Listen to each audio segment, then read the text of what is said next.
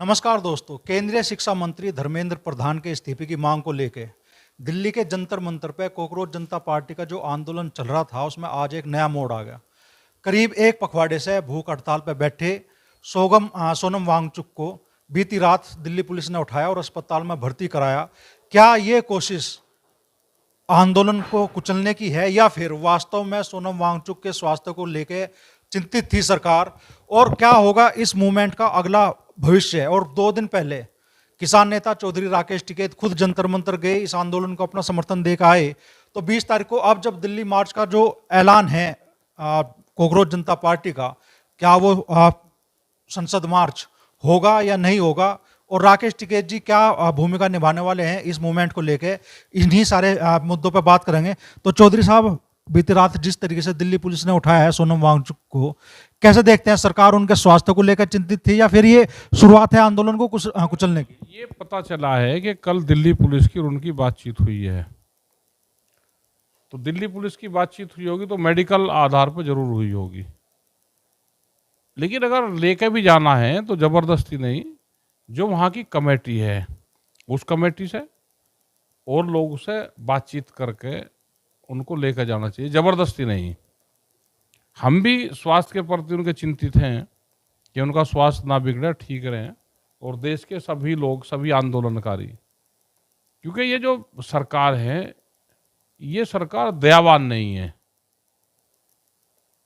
तो जहां सरकार दयावान ना हो तो वहां भूख हड़ताल का कॉन्सेप्ट नहीं है। ये हमने वहां पे भी बोला था। और उनका 20 तारीख का उनका जो प्रोग्राम है, 20 तारीख का वो प्रोग्राम अपना शांतिपूर्ण तरीके से प्रोग्राम करें।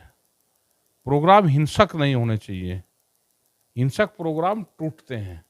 ये हमारी अपील उनसे है। सोनम वांगचुक इस आंदोलन का सबसे बड़ा चेहरा बन गए थे। अब जब उन्हें मान लो दिल्ली पुलिस ने उठाया, वहां से अस्पताल में भर्ती कराया, हालांकि स्वास्थ्य कारणों से वो कहेंगे, लेकिन इसे दूसरे परिप्रेक्ष्य में देखा जाए तो जैसे अभिजीत दीपके ने कहा भाई पुलिस ने जबरदस्ती की, जो आंदोलनकारी थे या जो प्रदर्शन पर लोग थे उनके साथ मारपीट भी की। तो क्या ये आंदोलन को कुचलने की कोशिश भी है क्या? बिल्कुल रहती है।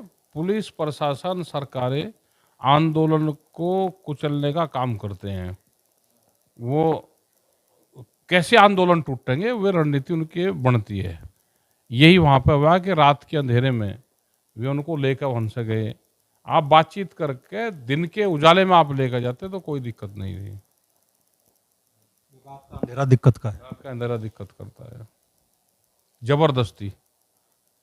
भाई सिविल ड्रेस में आप अपने लोगों को भेज के, पुलिस फोर्स को लोग भेज के और उसको कंट्रोल करोगे। आप प्यार से बात करते आंदोलनकारियों से कि आप मूवमेंट चलाओ, लेकिन इनको मेडिकल फैसिलिटी की ज़रूरत है।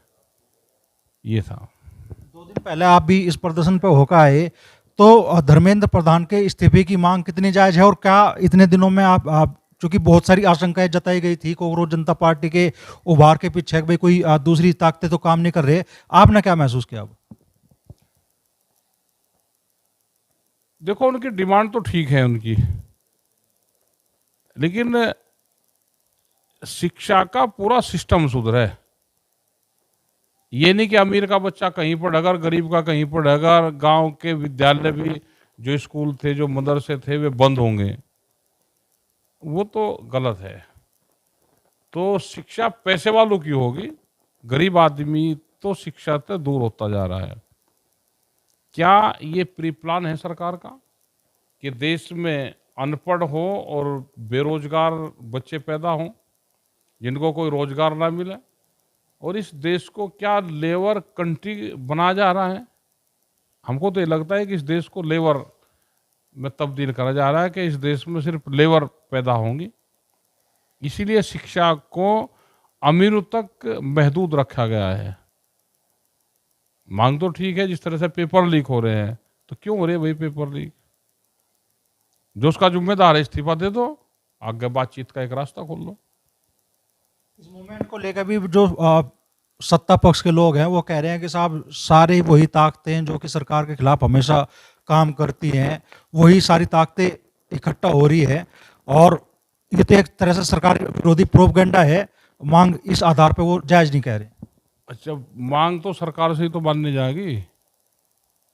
और सरकार के खिलाफ वे लोग जाएंगे तो सरकार सब अलग होंगे, वही तो आवाज उठाएंगे। विपक्ष का क्या काम है? हाउस में सत्ताधारी लोग थोड़ा अपने खिलाफ आवाज उठाते हैं, विपक्ष आवाज उठाता है। तो बाहर तो ये विपक्ष है एक किस्म से अपनी आवाज उठा रहा, जो सत्ता में शामिल हो गया उसने आवाज उठानी बंद कर दी। क्या ये जब इनकी सरकारें नहीं थी ये आवाज नहीं उठाते थे? ये भी आवाज उठाते थे। तो आप जब इस आंदोलन का सबसे बड़ा चेहरा सोनम वांगचुक अस्पताल में है, तो 20 तारीख का जो संसद मार्च है, आपको लग रहा है कि भी कामयाब होगा? नहीं, कामयाब क्यों नहीं होगा? भाई लोग इकट्ठा होंगे, भीड़ तंत्र है ये, लोकतंत्र और भीड़ तंत्र। यहाँ पे भीड़ आएगी, वो इकट्ठा होगी और अपना प्रदर्शन करेंगे। वैचारिक क्रांति है, दुनिया की सबसे बड़ी वैचारिक क्रांति हुई, विचार से परिवर्तन होना। तो जो लोग वहाँ पे नहीं भी जाएंगे वे गांव में पूछेंगे तो जरूर कि वहाँ पे क्या हो रहा है। तो विचार तो सब लोग जुड़े हुए हैं ना, तो ये वैचारिक क्रांति है। राकेश टिकैत जी क्या भूमिका निभाओगे? क्या 20 तारीख में पहुंचेंगे दिल्ली? 20 तारीख का हरिद्वार में प्रोग्राम है, बहुत पहले से प्रस्तावित है, लेकिन वहाँ पे जो लोग जा रहे हैं वो सब अपने ही लोग हैं। हमारा उस मूवमेंट को पूरा समर्थन है। इस मामले में आगे भी राकेश टिकैत अपनी भूमिका निभाओगे? हमारा संयुक्त मोर्चे का वहाँ पे समर्थन है उनको, और जो भी संयुक्त मोर्चा तय करेगा किस तरह से हमको जाना है, कैसे उनकी मदद करनी है, और जो भी बच्चे वहाँ पर जा रहे हैं, जो लोग भी वहाँ पर जा रहे हैं, वो सब अपने हैं। हमारा उसको पूरा समर्थन उस मूवमेंट को है। तो आगे तक जागी ये लड़ाई, लग रहा है कि भाई अपने मकसद में ये आंदोलन कामयाब होगा?